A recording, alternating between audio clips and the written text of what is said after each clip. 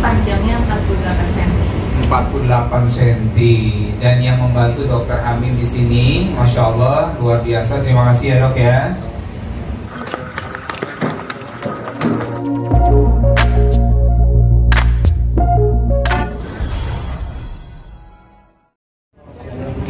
Terima kasih buat semua teman-teman media yang sudah hadir siang hari ini. Terima kasih juga buat Dokter Hamim ya, Rumah Sakit Brawijaya, buat Ica yang baru lahiran.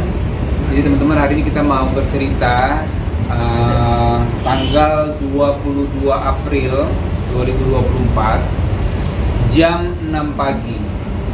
Nah, itu proses lahiran anak kami yang ketiga, Putri ya, putri kami, anak kami yang ketiga, dibantu sama Prof. Hamim sebagai dokter. Dan jam selesai sekitar jam berapa ya? Kalau Aulia itu lahir di jam 6.33. 6.33 ya. Terus kalau untuk semuanya selesai itu mungkin sekitar 1 jam, karena setelah proses melahirkan itu Bagaimana ternyata? berjalan belum? Ini ulang. Baru cek ya. Cek. Ini kita ulang ya. Boleh. Boleh ya. Ya udah, oke. Kita ulang ya. Assalamualaikum warahmatullahi wabarakatuh. Alhamdulillahirabbil alamin. Teman-teman dari media, terima kasih sudah hadir. Terima kasih juga buat Dokter Hamim ya. Terima kasih buat Rumah Sakit Brawijaya Saharjo. Ada Ica samping kiri saya. Jadi hari ini teman-teman, preskon kita akan bercerita tanggal 22 April kemarin, jam 6 pagi sudah dilakukan alhamdulillah proses lahiran putri kami ya. Alhamdulillah dalam keadaan yang baik. Proses lahirannya melalui sesar dan lahir dengan berat 3,6. Beratnya 3,67, panjangnya 48 cm. 48 cm. Dan yang membantu Dokter Hamim di sini, Masya Allah, luar biasa. Terima kasih ya dok ya.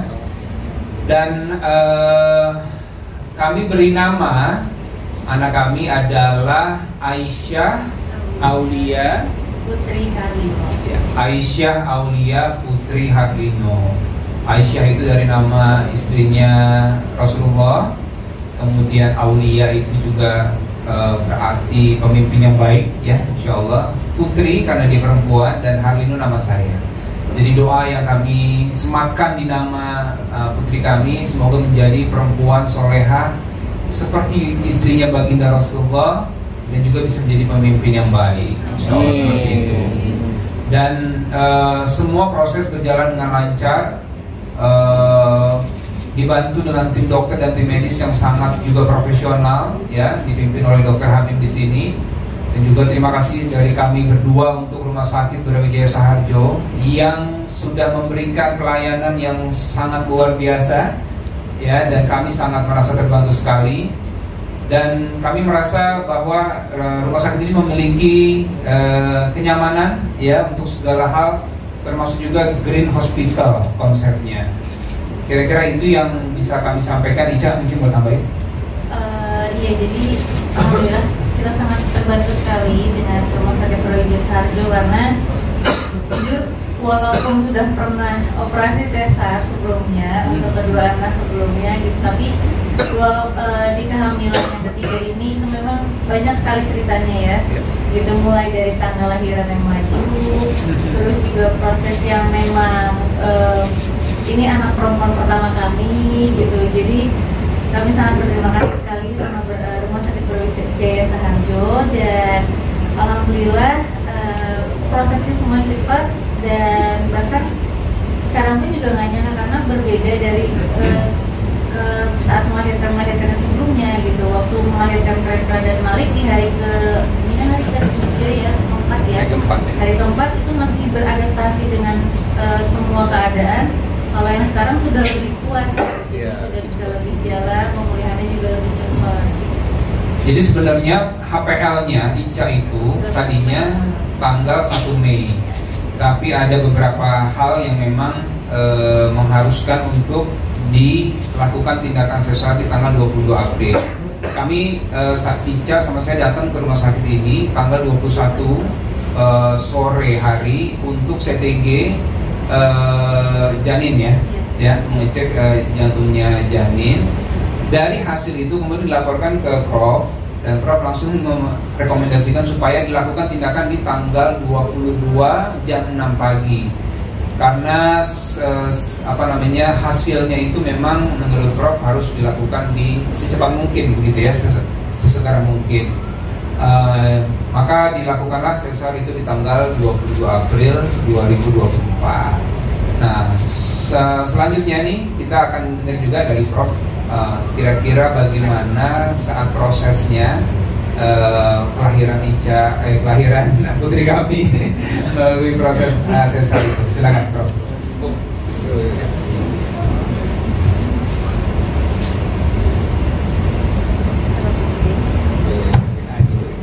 Terima kasih. Assalamualaikum warahmatullahi wabarakatuh. Waalaikumsalam. Terima kasih kepada semua media yang telah hadir pada kesempatan ini, dan khususnya yang telah meliput kegiatan atau acara pada siang hari ini, di mana Pak Dude ya, Dude dan Ibu telah menceritakan sudah tentang kelahiran putri ketiganya, ya, anak ketiga tapi putri.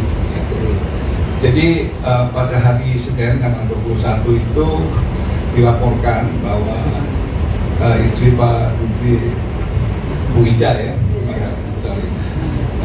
itu mengeluh kesakitan di perut bagian bawah, di mana memang perencanaan itu tanggal 28 kalau nggak salah, walaupun HPL-nya itu tanggal 1, tapi tanggal 28 waktu itu kalau nggak salah untuk dilakukan seksio cesaria.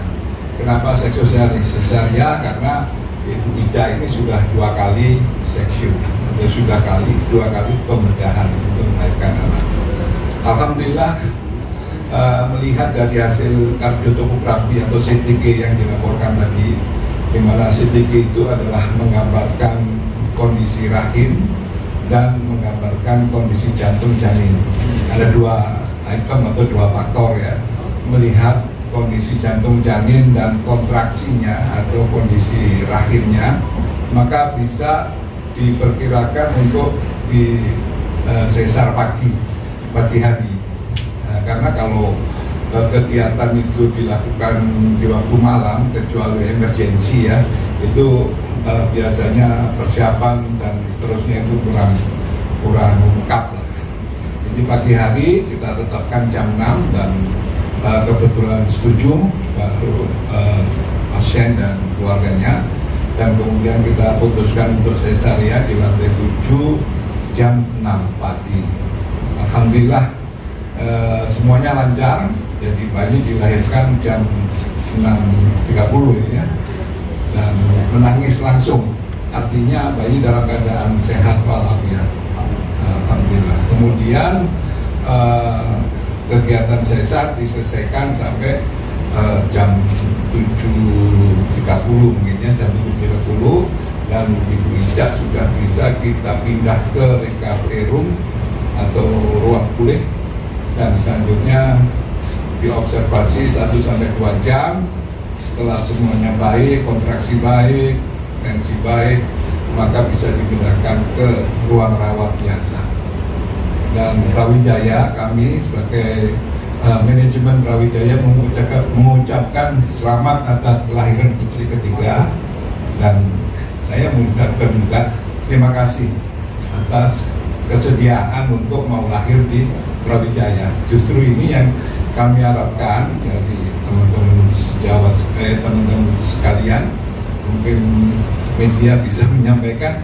Jadi kami ini rumah sakit yang relatif baru, sekitar 4 tahun dibangun, dioperasionalkan dan mempunyai kelebihan sebagai Green Hospital. Jadi Green Hospital itu adalah salah satu konsep rumah sakit yang mengutamakan ya aliran udara itu tidak tergantung hanya karena AC, ya karena air condition. Nah, tetapi kita juga mengharapkan betul-betul fresh ya udara yang dari luar. Terus waktu itu di koridor-koridor itu kita buka dan kita isi AC seperlunya yang memang diperlukan seperti itu.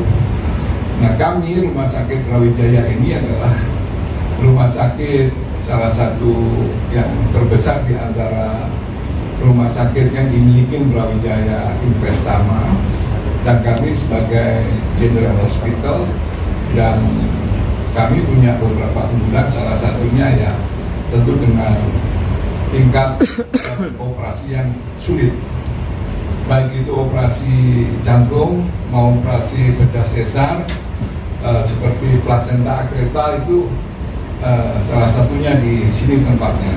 Jadi kami ada tim yang expert yang bisa menangani, mudah-mudahan hal-hal yang kita khawatirkan di dalam proses operasi itu bisa selamat dan happy semua. Bapak ibunya happy, bayinya happy, rumah sakit happy, dan semuanya senang. Saya kira itu aja sebagai tambahan dari kami Rumah Sakit Brawijaya Saharjo. Mudah-mudahan akan membawa kebaikan kita semua. Amin. Terima kasih sekali lagi Pak Dudi dan Ibu Rija atas kesediaannya untuk ya, mudah-mudahan nanti semuanya bisa bermanfaat. Wabillahi taufiq wal hidayah. Assalamualaikum warahmatullahi wabarakatuh. Waalaikumsalam warahmatullahi wabarakatuh. Terima kasih untuk Prof. Hamid. Ini teman-teman ada yang mau bertanya? Pertanyaan silakan. Ya. Mungkin saya sendiri metodenya kayak sama seperti apa sih, dan mungkin ketiga kan itu ada ketiga sesar, mungkin ada perbedaannya masing-masing, kan ini anak perempuan itu perbedaannya apa sih? Iya, jadi memang untuk yang ketiga ini itu berbeda dari sesar sebelumnya. Kalau yang Rendra dan Malik saat itu memang masih menggunakan sesar yang konvensional. Kalau untuk yang Aulia sekarang itu dengan SCRA. Makanya alhamdulillah pemulihannya pun juga bisa lebih cepat. Terus untuk perbedaannya sendiri mungkin lebih di berat badan anaknya ya. Yeah. Kalau prosesnya kayaknya semuanya hampir sama, tapi memang dari awal kita periksa Lia ini secara berat badan itu lebih besar daripada abang-abangnya gitu. Jadi memang begitu lahir pun kita agak kaget juga, tapi alhamdulillah bersyukur karena sehat semuanya. Jadi Lia lahir dengan berat 3,67 gitu. Jadi itu sih yang lebih beda. Tapi yang cewek kan mungkin waktu itu lebih suka dandan nggak sih dari kita sendiri? Kalau dandan sih enggak ya, tapi lebih apa ya? Ya itu lebih banyak ceritanya. Jadi kayak misalkan dari trimester awal waktu hamil Rendra sama Malik itu tuh nggak terlalu merasa mual. Tapi kalau yang sekarang ini mualnya tuh lebih sangat signifikan. Terus di kehamilan di trimester akhir pun rasain lagi mualnya. Terus rasa-rasa kontraksinya juga lebih cepat gitu. Jadi memang dia setiap kehamilan kan punya cerita ya, dan ya inilah cerita kehamilannya yang ketiga gitu. Karena pertama ada yang lebih senang nggak sih dia? Anak perempuan pertama, mungkin ada yang lebih senang nggak sih dia? Apa ya? Kita dari tahu Ica hamil, walaupun belum tahu jenis kelaminnya, kita udah sangat bersyukur sekali ya, karena memang saya sama Ica dari awal nikah tuh memang pengennya anak lebih dari 2 gitu pengennya. Nah jadi waktu tahu Ica hamil, wah kita bahagia sekali. Ditambah begitu tahu 99% kata dokter adalah perempuan. Wah masya Allah nih, jadi lengkap gitu ya. Jadi insya Allah secantik ibunya, iya. Dan saya kan belum pernah punya anak perempuan. Jadi ini pertama kalinya. Maka sebelum anak saya lahir, saya tanya sama teman-teman, sama kakak saya yang punya anak perempuan, gimana sih cara mendidik atau membesarkan, merawat anak perempuan itu beda apa enggak sih? Ada yang bilang katanya dia sama ayahnya lebih lengket gitu ya, lebih dekat, dan bondingnya lebih kuat gitu ya. Apa sih yang mesti dijaga gitu, dan gimana kemudian PR kita menjaga abang-abangnya tidak ada kecemburuan nih ya kan, terutama Malik yang selama ini jadi yang paling kecil, sekarang dia punya adik. Nah ini juga kemarin kita sempat ngobrol-ngobrol sama dokter ya, kita dikasih arahan ya gimana supaya si anak tengah dan abangnya ini nggak merasa tersingkirkan perhatiannya karena ada adik yang baru, kira-kira gitu.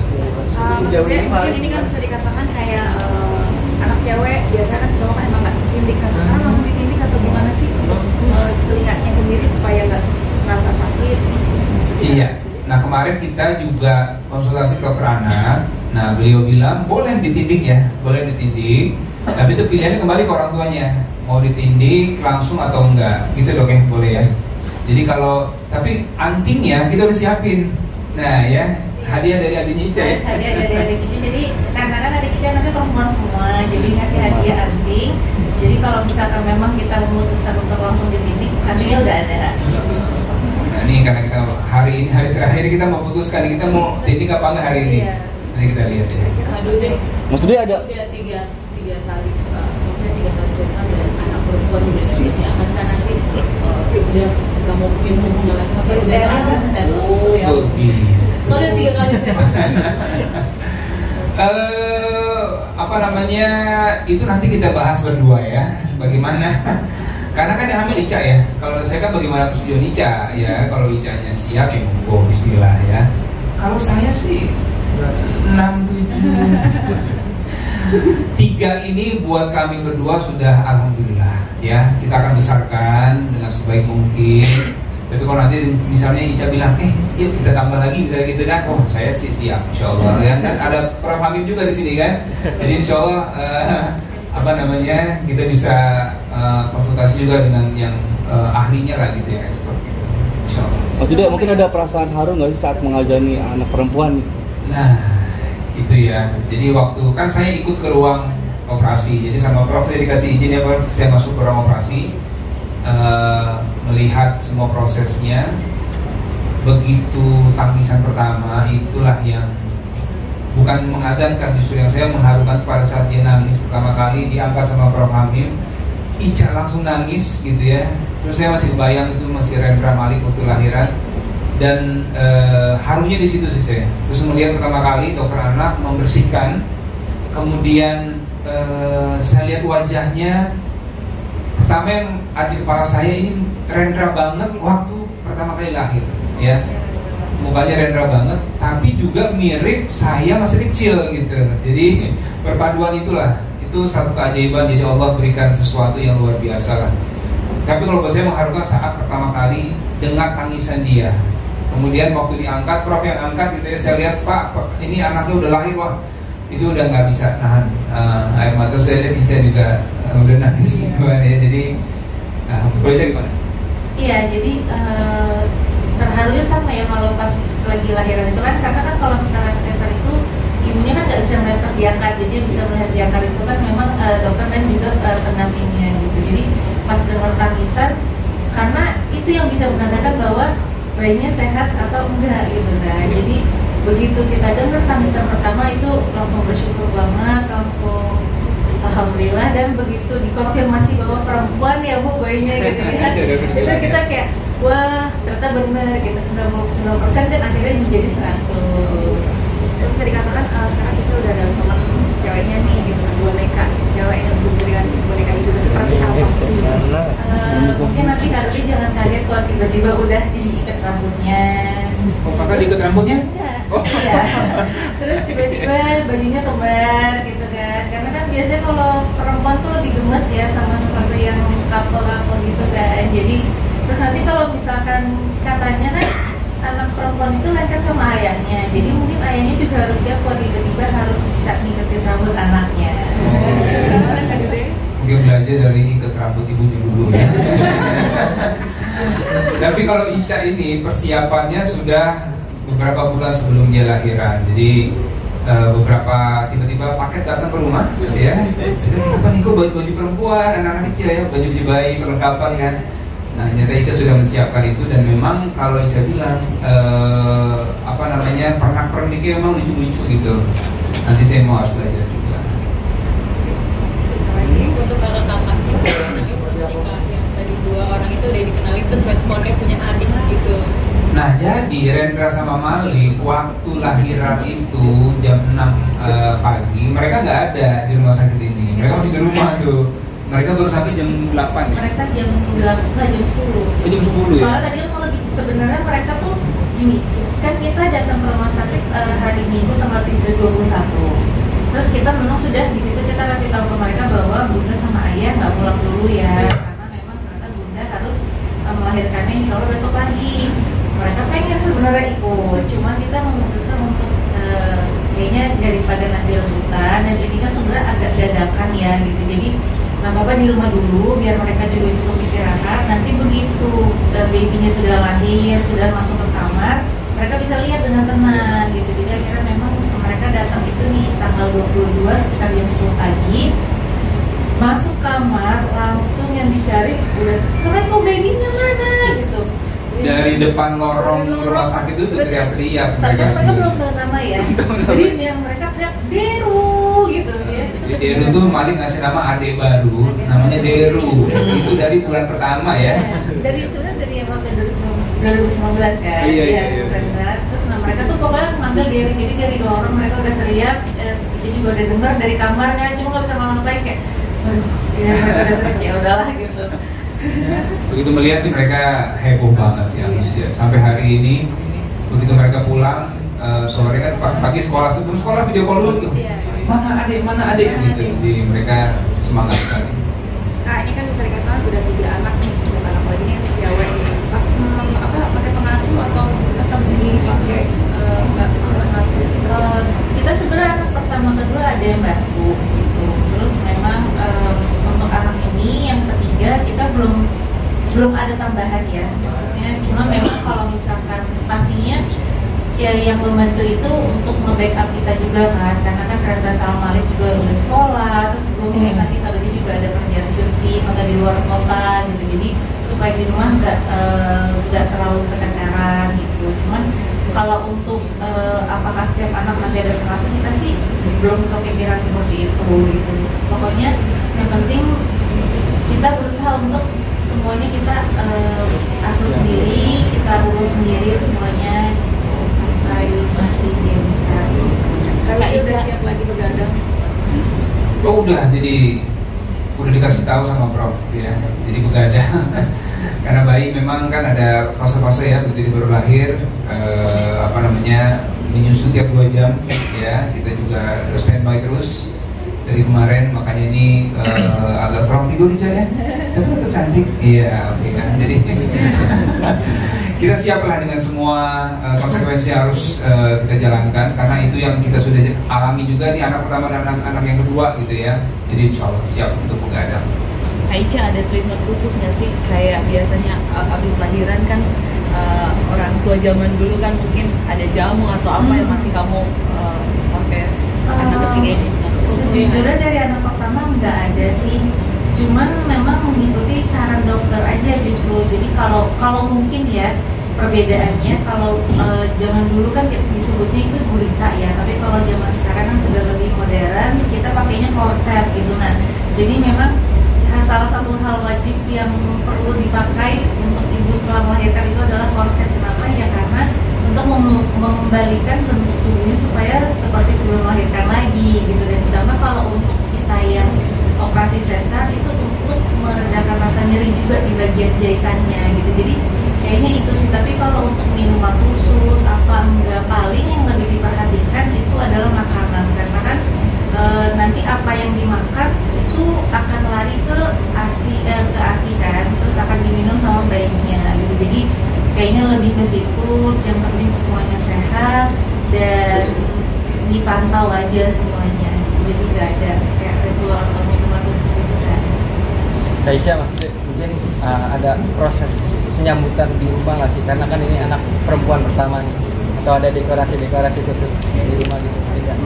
Dekorasinya udah Ica siapin 3 bulan yang lalu. Jadi udah ada di rumah ya. Tapi nggak yang terlalu heboh gitu, enggak sih ya. Paling memang barang-barang keperluan dia gitu, kayak box bayinya, kemudian perlengkapan semualah yang buat dia nanti bisa pakai gitu ya. Tapi nggak ada yang terlalu heboh juga. Untuk memberikan nasi eksklusif mungkin untuk Insya Allah ya, karena kan Rendra sama Malik juga eksklusif sampai 2 tahun alhamdulillah. Jadi ini juga berusaha semoga bisa memberikan hasil eksklusif hingga 2 tahun untuk ini ya. Kayaknya mungkin jarak dari anak pertama sampai yang ini berapa mungkin sih jarak dua? Oke, kalau Rendra sama Lia bedanya itu 9 tahun. Kalau Malik sama Lia bedanya hampir 7 tahun. Karena kalau Rendra sama Malik bedanya itu 2,5 tahun. Jadi Rendra Malik cukup dekat, sama yang ketiga ini cukup jauh. Ada ketakutan ya kita ibu dalam mengurus bayi kan lagi jaraknya 3 tahun nih. Ada takut sedikit. Masih ingat gitu, cuman dia pasti perlu belajar lagi, terus kayak ingat-ingat lagi cara mandiin bayi bagaimana, terus ganti popoknya seperti apa, terus bedongnya gimana supaya dia hangat gitu. Kalau saya agak bingung ya, ada beberapa bagian yang lupa gitu untuk ya cara gendong. Kemarin belajar lagi sama suster ya, kemudian cara mandiin bayi. Jadi kan tiap jam 6 pagi di rumah sakit ini dimandiin nih bayinya. Kemudian saya lihat langsung tuh gimana cara suster memandikan bayinya. Saya tanya pakai apa, kemudian akhirnya bagaimana, hangat apa enggak, dan segala macam. Jadi ya kita memang harus belajar lagi, kan 7 tahun yang lalu ya, kurang lebih. Jadi memang harus banyak belajar supaya bayinya tetap sehat lah, insya Allah. Baca, anak ketiga masih baby blues ya? Kenapa? Anak ketiga ini masih baby blues. Alhamdulillah, dan jangan sampai ya. Tapi sejauh ini support system yang dari dari anak-anak, dari keluarga, dan teman-teman, sahabat semua itu alhamdulillah baik sekali. Jadi mereka sangat mendukung dan benar-benar memberikan energi positif, terus masukan yang positif. Jadi insya Allah nggak ada sih. Tapi sebelumnya baby blues kan? Enggak sih, cuman waktu pas Rendra itu sempat karena kan itu kehamilan pertama dan anak pertama ya. Jadi ketika ya bayi kan ada fasenya di mana dia nangis, terus kita bingung ya. Tapi kok dia nggak mau nyusu, gitu, dia nggak mau ngapa-ngapain. Nah itu di situ agak bingung tuh, gitu. Terus cuma ditenangin sama suster kayak kalau ini hal yang biasa, gitu. Karena kita baru adaptasi juga, baby juga masih dicari semuanya. Gitu. Yang penting tetap tenang, jangan panik, dan dilakukan sepenuh hati aja semuanya. Gitu. Dan alhamdulillah ya udah bisa melewati fase nggak perlu panik kalau dia nangis, nggak perlu panik kalau misalkan tiba-tiba dia kenapa-kenapa gitu. Dok, terakhir dok, mungkin ada saran apa dok dengan kaisar ketiga ini dok? Buat para wanita. Ya, terima kasih. Jadi untuk wanita yang sudah operasi 3 kali, jadi biasanya dokter menganjurkan untuk tidak hamil lagi. Alasannya karena risiko terjadinya robek atau rupture rahim pada saat kehamilan di atas 6 bulan atau 7 bulan dan bayi sudah mulai besar, maka ada risiko robek. Apalagi kalau terjadi kontraksi. Nah, kalau robek maka akan terjadi pemindahan janin yang ada di dalam rahim ke rongga perut. Nah, kalau terjadi perpindahan biasanya bayinya meninggal. Yang mengalami perdarahan ya itu harus emergensi ya, harus segera dioperasi. Tujuannya menyelamatkan itu. Tapi ada juga yang hamil sudah sesar 4 kali, 5 kali ya. Tapi itu sangat individual ya, dan sangat beruntung dengan kalau bisa hamil 3 kali yang dilakukan sesar sebaiknya selesai. Jaraknya berapa tahun? Paling baik 2 tahun, paling baik 2 tahun. Tapi ya kalau sudah terlanjur hamil ya diteruskan. Ya. Gimana Dek? Tidur kali ya. Tapi dok, di rumah sakit Brawijaya sendiri bisa menangani ketika harus hamil setelah 3 kali kehamilan. Ya, kami memang mempunyai tim tadi seperti yang cerita itu adalah kita punya tim yang kuat Pak. Artinya di dalam keahliannya sudah menangani kasus-kasus yang sulit, termasuk kehamilan yang 5 kali bekas sesar ya. Bahkan karena sering sesar itu ada risiko plasenta atau ari-ari itu tumbuh di bawah. Nah, kalau tumbuh di bawah itu namanya plasenta akreta atau spektrum akreta. Kalau itu terjadi, maka itu harus ada operasi khusus. Operasi khusus itu satu, bisa dipertahankan rahimnya, dicoba diteruskan, tetapi kalau tidak bisa rahimnya diangkat. Dan bahkan yang terjadi, ya mohon maaf ya, kalau hari-hari di bawah itu sangat risiko untuk ibunya. Jadi akan terjadi perdarahan yang bisa dikontrol dan bisa meninggal. Oke, terima kasih. Terima kasih Mas Dede. Terima kasih. Fotonya boleh. Video anaknya di bawah kan. Video call-nya. Oh, udah tua, malu. Enggak angkat telepon.